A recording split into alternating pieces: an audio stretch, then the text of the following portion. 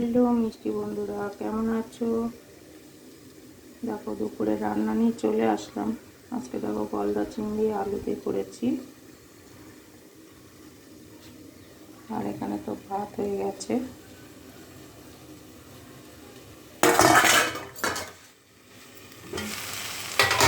তারপরে এটা বাঁধাকপি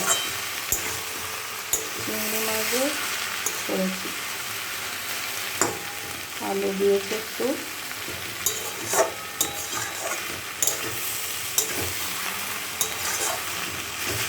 এটা আজকে রান্না, আর কিছু করিনি আজকে।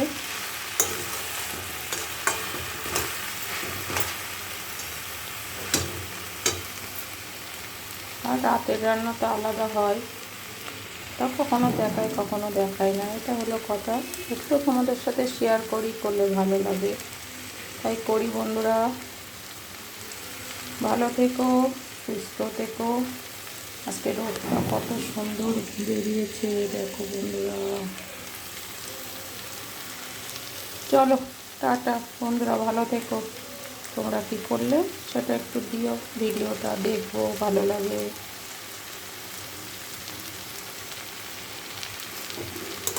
এটাই তো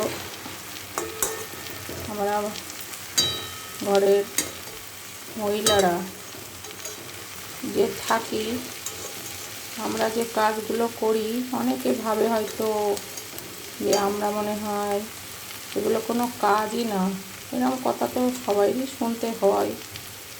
কিন্তু আমাদের যে ঘরে যারা থাকে তাদের যে কতটা কাজ, একটা গ্লাস এদিক থাকলে ওদিক থাকলে সেটাকেও সরাতে হয়, একটা চামচ এদিক থেকে ওদিক গেলে সেটাও। কিন্তু চাকরি যারা করে হয়তো পয়সা মানে, কিন্তু তার থেকে আমি মনে করব যারা সংসারে কাজ করে না, তাদের খাটনিটা শতদিনে তাদের মূল্য কেউ দেয় না, কেউ দেয় না গো, কেউ দেয় না।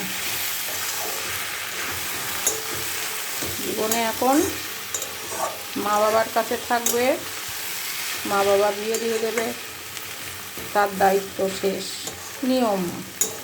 স্বামীর কাছে থাকবে, সেখানেও তুমি কিছু করো না, তোমার কোনো দাম নেই। তাহলে তোমার আপন কে? মা বাবাও তো তোমার আপন না, তোমার স্বামীও আপন না। তোমার আপন কে জানো? তোমাকে সব থেকে যেটা থাকলে তোমাকে সবাই ভালোবাসবে, ব্যাংক ব্যালেন্স। ব্যাংক ব্যালেন্স থাকলে তোমাকে সবাই ভালোবাসবে, না হলে নয়। তাহলে কে তোমার আপন? ব্যাংক ব্যালেন্সই তোমার আপন। আমি কি ঠিক বললাম বন্ধুরা? তোমরা একটু ভেবে চিন্তে বলো তো, ঠিক বললাম কি না? আমি নিজে দিয়ে বুঝেছি, বাবা মাও আপন হয় না, স্বামীও আপন হয় না, সন্তানও না, শুধু হয় ব্যাংক ব্যালেন্সের নিমার আপন।